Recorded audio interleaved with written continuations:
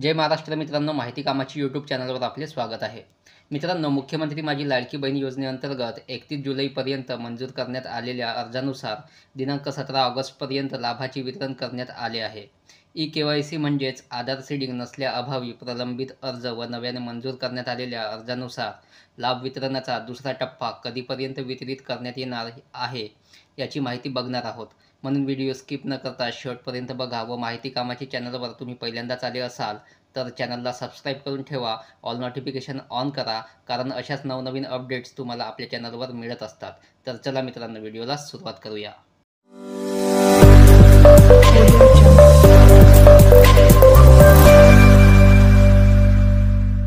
मित्रांनो, राज्यातील अनेक महिला लाभार्थ्यांचे अर्ज मंजूर करून लाभ वितरणासाठी शासनाकडे पाठवण्यात आले आहेत.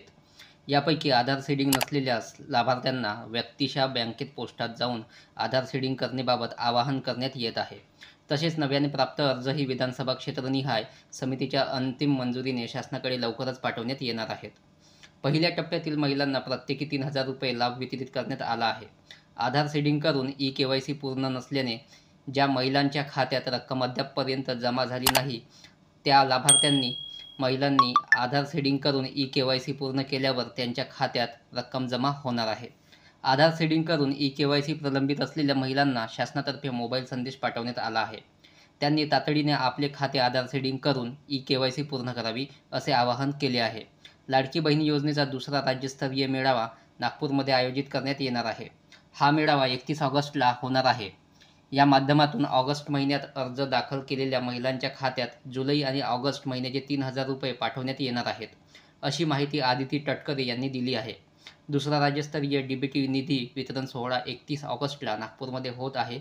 ज्या महिलांनी ऑगस्ट महिन्यात अर्ज सादर केले आहेत त्यांच्या अर्जाची छाननी सुरू असून त्यांना 31 ऑगस्टला पैसे मिळतील, असं आदिती तटकरे म्हणाले आहेत. ऑगस्ट महिन्यात आलेल्या अर्जानुसार नागपूरच्या कार्यक्रमात 45 ते 50 लाख महिलांच्या खात्यात 3,000 रुपये वर्ग केले जाणार आहेत. यापूर्वी पुण्यात पहिला राज्यस्तरीय निधी वितरण सोहळा पार पडला होता. त्यावेळी जुलै महिन्यात अर्ज सादर करणाऱ्या महिला अर्जदारांपैकी पात्र ठरलेल्या 1,08,00,000 लाभार्थी महिलांच्या खात्यात 3,000 रुपये वर्ग करण्यात आले होते. राज्य सरकारनं मुख्यमंत्री माझी लाडकी बहीण योजनेसाठी नारी शक्ती ॲपमधून अर्ज दाखल करून घेतले होते. ज्या महिलांच्या खात्यात राज्य सरकारनं पैसे पाठवले होते त्यामधील काही रक्कम बँकांनी कपात केली होती. मात्र राज्य सरकारनं बँकांना आदेश देत मुख्यमंत्री माझी लाडकी बहीण योजनेच्या पैशांची कपात न करता ते महिलांना द्यावेत असे आदेश दिले होते. राज्य सरकारकडून मुख्यमंत्री माझी लाडकी बहीण योजनेच्या प्रचार प्रसारासाठी विविध जिल्ह्यात कार्यक्रमांचं आयोजन केलं जात आहे. त्याशिवाय पुण्यातील पहिल्या राज्यस्तरीय निधी वितरण सोहळ्यानंतर आता दुसरा सोहळा नागपूरमध्ये आयोजित केला जाणार आहे. मित्रांनो, तुम्हाला जर हा व्हिडिओ आवडला असेल तर व्हिडिओला लाईक करा, शेअर करा आणि माहिती कामाचे चॅनलला सबस्क्राईब करून ठेवा.